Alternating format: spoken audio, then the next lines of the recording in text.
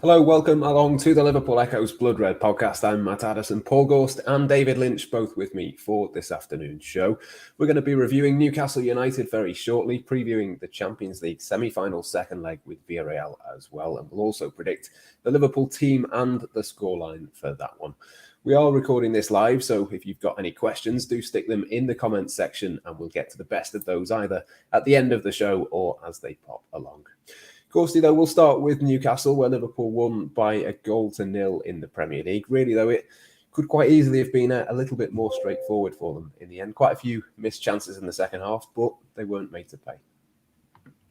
Yeah, I mean, I wasn't at the game Saturday, so I can't speak from a kind of traditional point of view, but I don't think it was ever a case of Liverpool being in too much jeopardy. It was, as you say, a case of them missing a fair few decent chances. Thought Diogo Jota could have had a hat-trick on another day, couldn't he? One decent header in the first half, a couple in the second half. Dubravka saved them.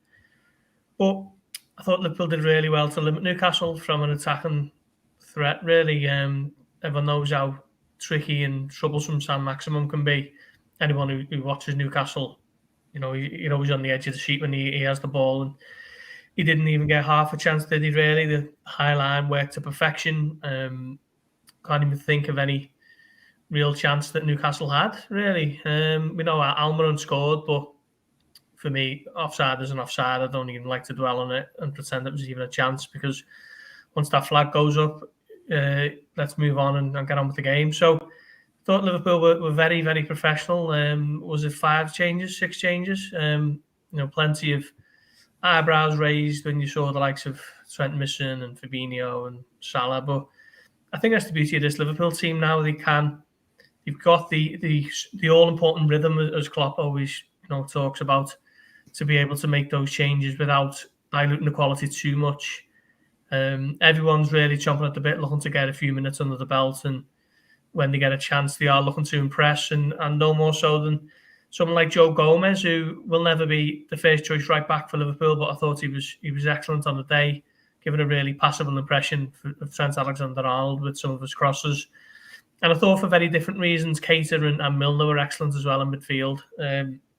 Milner just doing a typical Milner job, really very, tidy and underrated, just kind of going under the radar, but winning tackles, keeping it ticking over. And it was a crucial tackle that he won, wasn't it, for the opening goal. And then Keita was just a cut above, really. Every touch just kind of oozed quality, and Newcastle couldn't really get near him. So all in all, a very good day at the office for Liverpool. And we know Newcastle are kind of one of the form teams of 2022, but Liverpool went there and just showed that they are, levels above teams who are in and around Newcastle's area of the table. Yeah, absolutely. A very, very good afternoon for Naby Keita, David. What did you make of his performance? Was this the kind of latest pitch, really, for him to possibly get a new contract at some point? It seems like we say that every week, but I suppose for as long as he stays fit, that is going to be the case. Yeah, it's been fascinating this season, really, just sort of how big of a role he's played, because I don't think a lot of us would have expected that, not because we've ever doubted his quality, and we have seen that in flashes, but he's just never been able to put a run together. I mean, Jurgen Klopp spoke about it today, didn't he, that the only issue he's ever had with Keita is his fitness, and the fact he's been able to get on the pitch regularly has been a major part of this quadruple push. And I'm not saying, okay, he's been one of the key players of it, even though he's recently sort of emerging as a bit more of an important player in the team. But it's just the fact that you've been able to swap him in and out with players, on a weekly basis and give rests that's really like massively helped Liverpool on this sort of forefronted push for trophies, really. So, the fact he's playing so well is just an added bonus as on top of the availability. And I thought, yeah, another impressive performance from him. We spoke about this before, about the contract situation. It's an interesting one. I think you'd certainly say he was ahead of, say, Alex Oxlade-Chamberlain, who's in a similar situation 1 year out from the end of the contract to the end of the season. Whether he's done enough to convince Liverpool to give him a new deal, I don't know. I think, in the back of FSG's minds will always be that availability issue, and whether, past injuries are always a good indicator that you're possibly going to struggle again with injuries, and they may not believe that he's completely over some of those issues enough to say, okay, we'll give him a 4 or 5 year deal. It's, it's a bit of a tricky situation, really. I think they'd probably rather ride his deal to the end now and maybe look elsewhere. But in terms of his performance level, I don't think he could be doing much more. He's been excellent of late, and Newcastle was just another one of those really good performances. And it's been extremely handy that he's been fit this season. And I think probably the most interesting thing of his form of late as well is that he's possibly, if you have a Champions League final tomorrow, do you start Keita or Henderson? And the fact that conversation even exists sort of tells you how good he's been lately. Yeah, absolutely. And alongside him, Gorst, you mentioned James Milner before. He's another one whose contract is starting to run down. A bit of speculation about what might happen with him in the future. But he was another one, really, who was really excellent against Newcastle, coming out of the blue and putting a real top performance. Who's that? Sorry, you kind of just dropped out there. James Milner, mate. Oh, Milner, yeah. As I say, it was kind of just typical Milner, wasn't it? It wasn't flashy. It wasn't anything extraordinary, but it was really determined and solid. And I was surprised to see him start, to be honest, because I thought, this Liverpool team who were championing themselves, or got the likes of us championing them as the best team in the world. I thought they might have been past James Milner starting games for them in the centre of midfield, but I thought Klopp's use of him was expert, really. He just put him in there, didn't ask him to do a whole lot other than just keep it simple, make sure that he pressed when he could, snapped themselves into tackles, and he was a really important player on the day. There was one in the first half, was it? Or first or second, when he blocked the free kick with the head. It was just a really kind of, snapshot of what he's all about, really, just putting himself on the line and making sure that Liverpool held on to what they had. And I think Klopp spoke a couple of months back, didn't he, about his desire to keep James Milner around. And I don't see why you'd be so willing to discard that experience and that knowledge. Even if he's not playing every game, every week, he's someone who is going to keep standards high. He's someone who's going to tell players off if it's ever needed. He's kind of like, very similar to Henderson, really, aren't they, in terms of characters, in terms of just been around the block so many times and know what's needed at certain stages of games and certain stages of the season, and you can't just overlook that, those sorts of qualities. So I wouldn't be surprised at all if Milner does extend his contract. I think he spoke to a couple of journalists after the game as well, and there was talk of that, and he just epitomises the kind of Klopp era, doesn't he? Just obviously joined before Klopp, but has been a really integral part of Liverpool's rise. Not necessarily, on the surface, but if you're around that squad and you have been for a few years, you will know that James Milner has been vital to Liverpool's success every step of the way. So you'd be wary of just getting rid of that so easily. So even if he's not going to be playing many games next season, or just going forward for the rest of his career, really, it's he's still someone who you want in the camp, and someone whose knowledge you're just keen to tap into at every chance you get. I do think it's an interesting one with his contract, actually, because I think it's a real balancing act now, isn't it? In terms of what does James Milner want, in terms of how many minutes does he want to play at this stage of his career? Does he not think that if he could maybe go to a sort of lower down Premier League club? I'm thinking, obviously, if Leeds United could stay up, is a good example. Could he go there and could he pick up quite a few more minutes? And you've got to possibly maximise your playing opportunities at this point of the season. And also on Liverpool's side of things, I know the noises are all that they want to keep hold of him, but in terms of progressing that midfield, and it's obviously an area they're definitely looking at this summer. Does it make it easier if you thank Milner for an absolutely unbelievable contribution since he came in, but maybe move him on and then you move Henderson almost into that role whereby he takes on the sort of elder statesman, filling in, possibly more than Milner has this season. But just that option who's there to sort of back up several positions in that midfield. I think that's a difficult decision to make, especially with the links that have been made recently in terms of the names that possibly signed in the midfield. And we're talking, guaranteed first team, really in contention. I think that there's an argument to be made that maybe at the end of the season you thank Milner for all he's done and move on. But like Gorst said, I totally understand the argument about keeping his experience around. But it's a difficult decision for both sides to make, and it's going to be interesting to see how that one pans out, because I don't think it's as clear cut maybe as the contract's on the table and he's going to sign it. I'm not sure it's going to work out that way.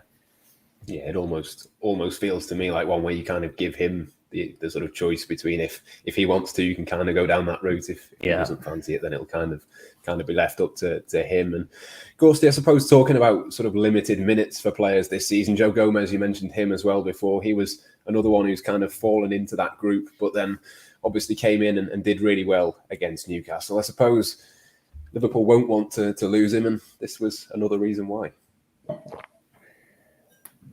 Yeah, no doubt. I mean, I think once you get to pre-season, Joe Gomez is going to have every chance of starting games next season as a Liverpool centre-back. I think the only thing that's kind of counted against them really this season is his lack of rhythm.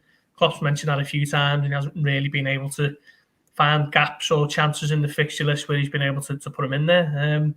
So fair play to Gomez for adjusting and adapting to the right-back position. It's one that he doesn't want to be playing long-term. He certainly doesn't want to be playing it as a backup right-back. But needs must at the moment. You know, Alexander-Arnold is going to need rest at certain points. Nico Williams is on loan. Conor Bradley's still got a lot of development to do. He's only a young player. And Milner, well, you know, Milner's a 35 or 6-year-old midfielder, isn't he? So you don't particularly want him playing as a right-back either. So I think Gomez has done really well this season when he's been called upon at right-back. He's played against Norwich, Watford and Newcastle. Not the most glamorous of games or the biggest of fixtures, but he's done very well in every one of them. And I think a staple of that has been his crossing. You can really tell he's been working on that in training. You know, there was one that he put into Mane in the second half. Mane should have stuck it away, in fairness. And I'm not sure that he put the cross in for Jota's header in the first half as well, but he did against Watford, didn't he, at the beginning of April, and that made the breakthrough on the day. So yeah, he just needs to buy this time. I'm not too concerned that he's not playing. He's gonna want to leave.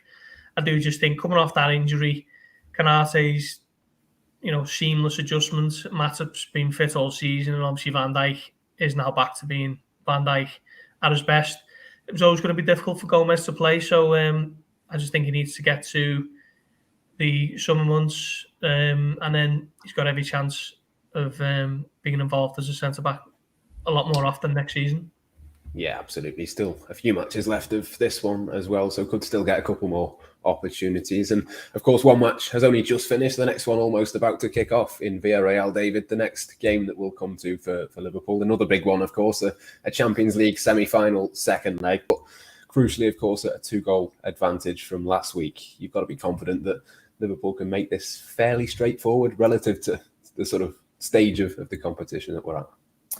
Yeah, it's a decent lead going up against a team who sort of play extremely defensively anyway, and I think that gives you confidence that Villarreal know they have to get goals this time, and the fact that they've got to open up a little bit, that'll give Liverpool more opportunities certainly than they had in the first leg, and they did very, very well in the first leg, opening up Villarreal quite a few times anyway, despite that defensive approach. So yeah, they should be full of confidence going into this one. I think the key is to not concede an early goal. I'm thinking, the 3-0 lead they had against City a few years ago, and then they conceded after about 5 minutes. And I know it's different levels of teams, but the atmosphere at Villarreal, if they get an early goal, could really make things difficult, and they'll really believe if they can score early. So I think, just try and make it, slog it out that first sort of 10-15 minutes or so, and make life difficult for Villarreal, and then you can start playing your football and force them into taking a few more risks. So yeah, should be fully confident in getting through. It's not a done deal.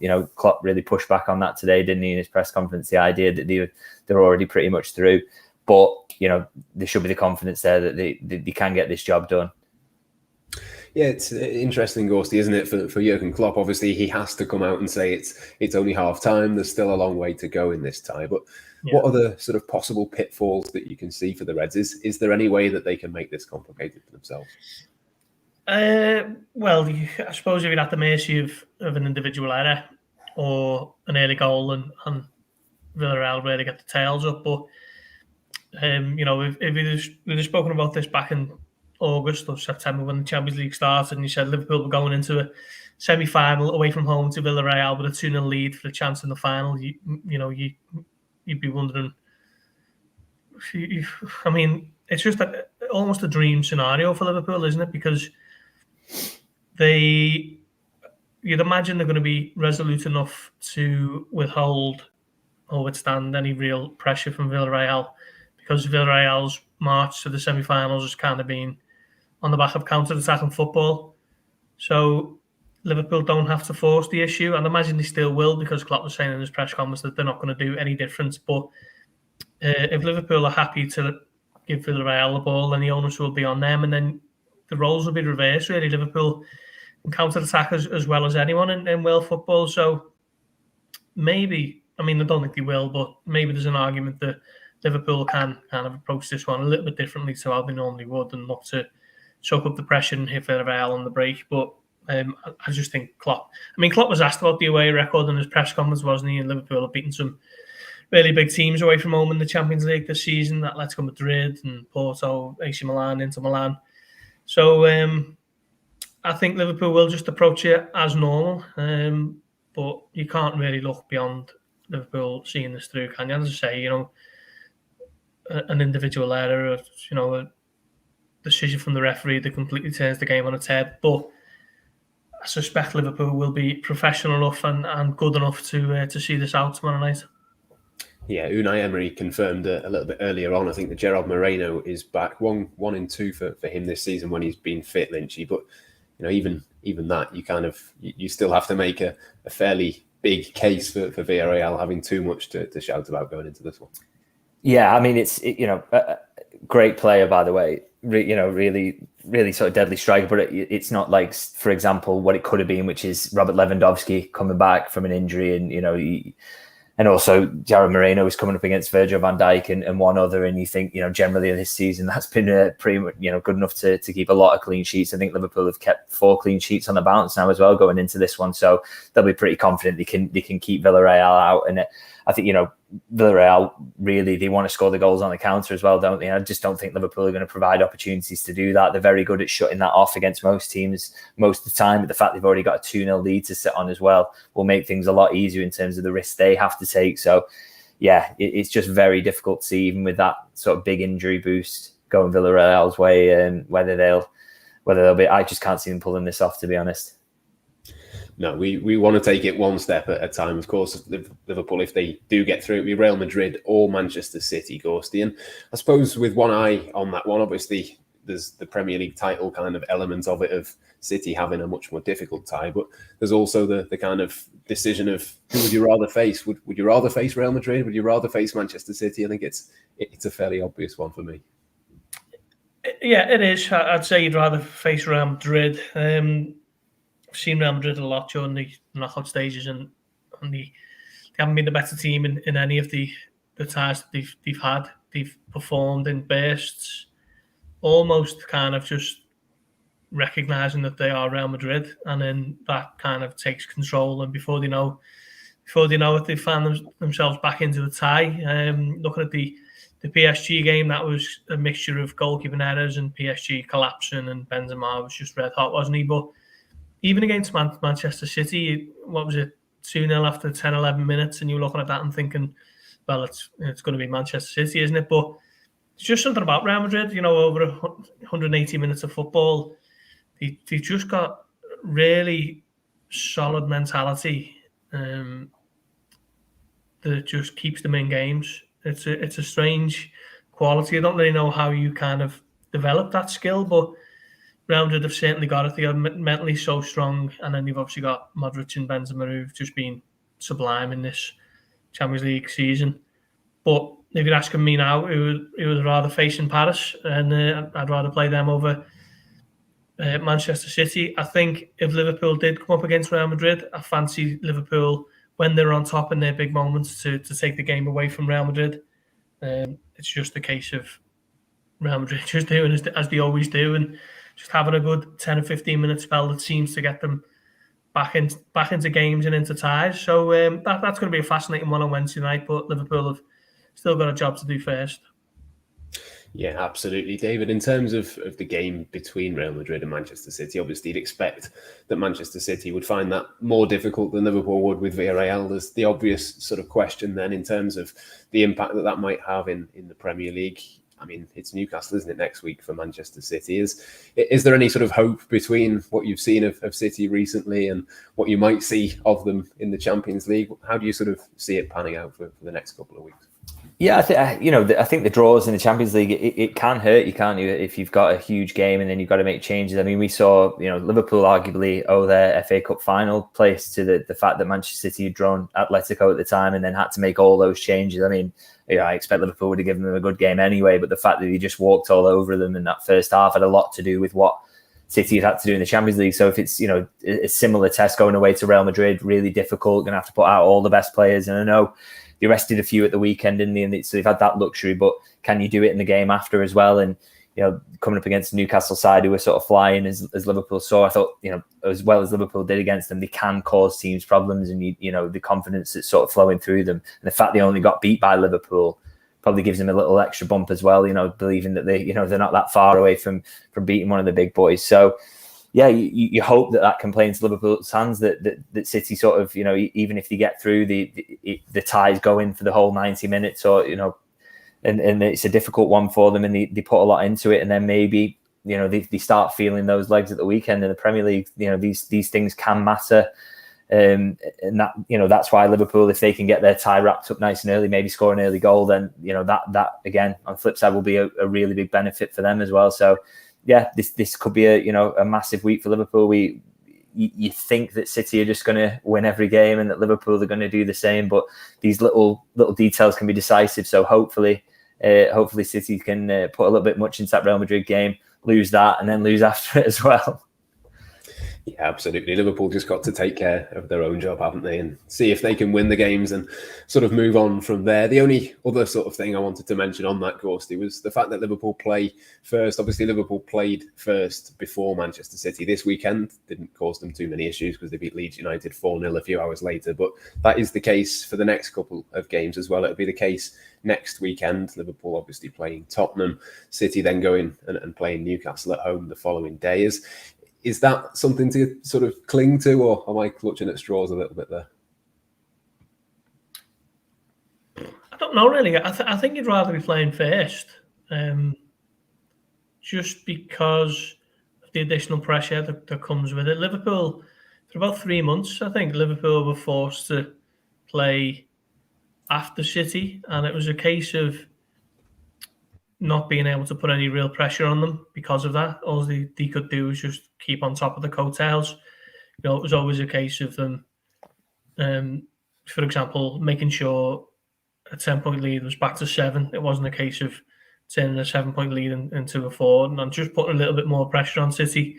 So I think you'd rather play first if you had the choice. But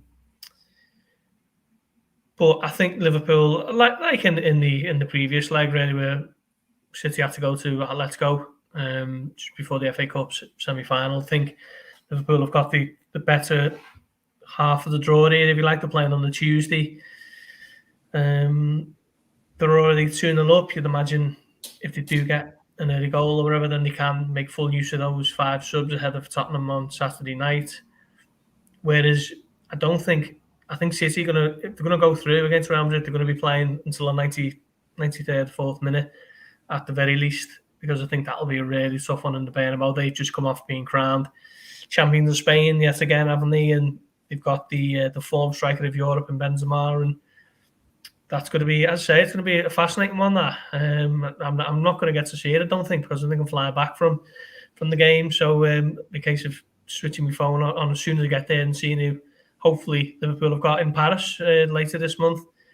But, as Trent Alexander-Arnold was saying in the press conference, it's just a case of every game at the moment is just so big, and Liverpool are almost just taking a deep breath, taking the plunge, and then they'll come up for air at the end of the season and see what they've ended up with. But it's never been this exciting as it. Certainly not in my lifetime anyway. Final month of the season with so much still to play for, it could be a special 4-week period, this. Yeah, absolutely. It's been a brilliant last few weeks for Liverpool. Hopefully that continues for the next 4. And let's hope as well that they are in the Champions League final. Obviously need to get the right result against Villarreal, not necessarily a win, not even a more than 1 goal defeat would do it for them, wouldn't it? But let's pick our team for that game. David, I'll come to you first. I think we both know that Alisson Becker will be in goal, but I think there might possibly be a change or two in the back line. Who would you pick if you were Jurgen Klopp?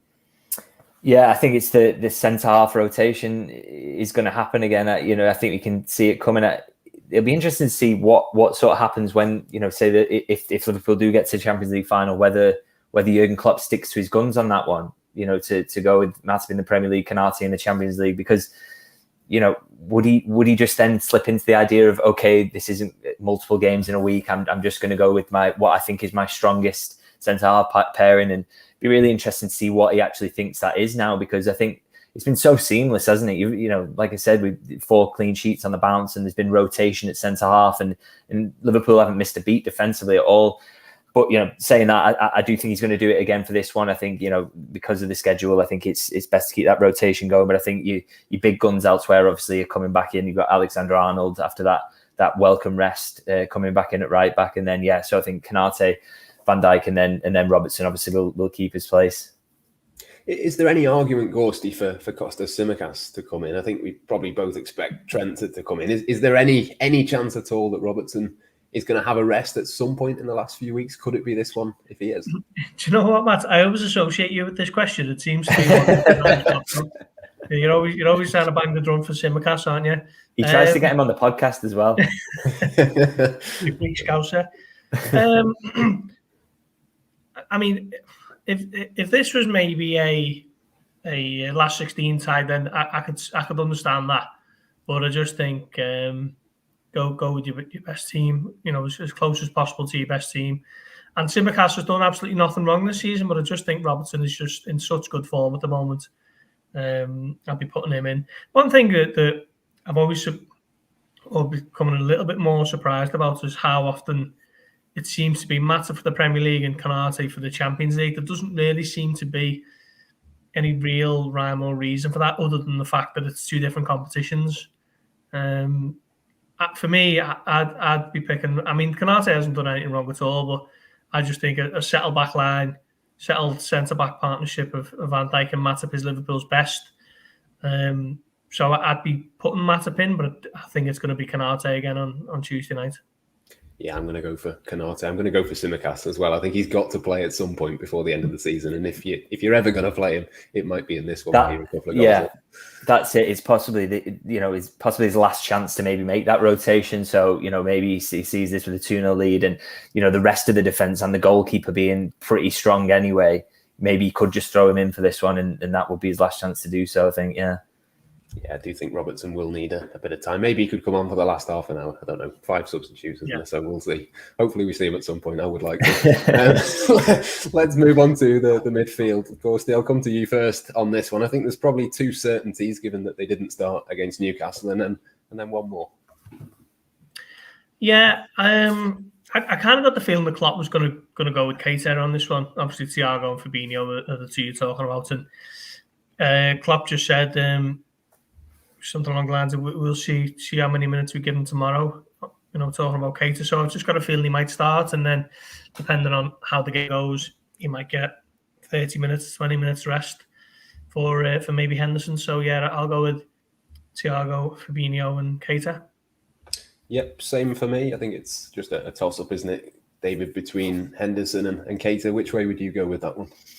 Yeah, I think the case at the moment as well is to keep that sort of midfield trio ticking along if they can, because it's looking really strong at the moment whenever they play together, and if you can just keep that sort of partnership building, and we obviously know how good Fabinho and Thiago are together, but I think Keita's really sort of starting to nail down as the 3rd man in that. So I think it's an opportunity to sort of keep that going. So I agree with that. Gorsty, in terms of the forward line, Mohamed Salah is probably going to come back in, again, similar to Thiago and Fabinho. But then the other 2, no Roberto Firmino, but there is still a couple of choices. Yeah, I'm not too sure what to do here. Don't know whether to keep Jota down the middle, bring back Mane down the middle. Does Diaz start? I think we know Salah's going to start, don't we? And I'm going to go with Salah, Jota, and Diaz. Yeah, same here. I think Sadio Mane might have to come off the bench. David, are you going to go with him or keep Mane for the substitutes? Yeah, no, I was going to keep Mane in. So my thinking was to go Mane up front, Salah, and then Diaz on each side. I just think with Jota sometimes, and this could be crucial in a game like this, I think the ball comes back a little bit too easily from central positions. He doesn't hold it up particularly well, or certainly not as well as Firmino or Mane has done in recent weeks. So I think maybe that'll tempt him to go with Mane down the middle, and then the left-hand side, I think Diaz is just in really lively form, isn't he? Try and keep that going, and Mo Salah, you obviously can't leave him out. So that's my sort of thinking on that one. Yeah, no, more than fair. I think Diogo Jota, to be fair, did do okay at keeping the ball against Newcastle. I thought that was. I'm being extremely harsh. It was actually one of his better sort of performances in that regard, actually, at the weekend. But yeah, completely see where you're coming from. Those are our teams then. Let's do our match predictions as well. I'm going to stick with my usual 2-0 to Liverpool. I think Liverpool probably will keep it tight. I think Villarreal will probably keep it tight for the first hour or so, and then possibly try and go for it a little bit after that. Gorsty, how do you reckon it might go? Yeah, I'm with you on this, Matt. I think it will ultimately be a fairly comfortable evening for the Champions League semi-final. Again, Alexander-Arnold referenced the kind of chaotic nature of the two previous semi-finals against Roma and Barcelona, but don't think there'll be anything near the sort of that tomorrow. So yeah, 2-0 Liverpool. David, straightforward for you as well? Yeah, I don't think it's ever going to be in doubt, but maybe if Villarreal open up, they might be able to just nick one. So I'll say 2-1 to Liverpool. Excellent stuff. All three of us going for fairly comfortable Liverpool wins and into that final in Paris then. But that will just about do us for this edition of the podcast. Plenty of stuff to come across all of the usual places, pre and post-match. Until next time, though, from all of us here, it's goodbye for now.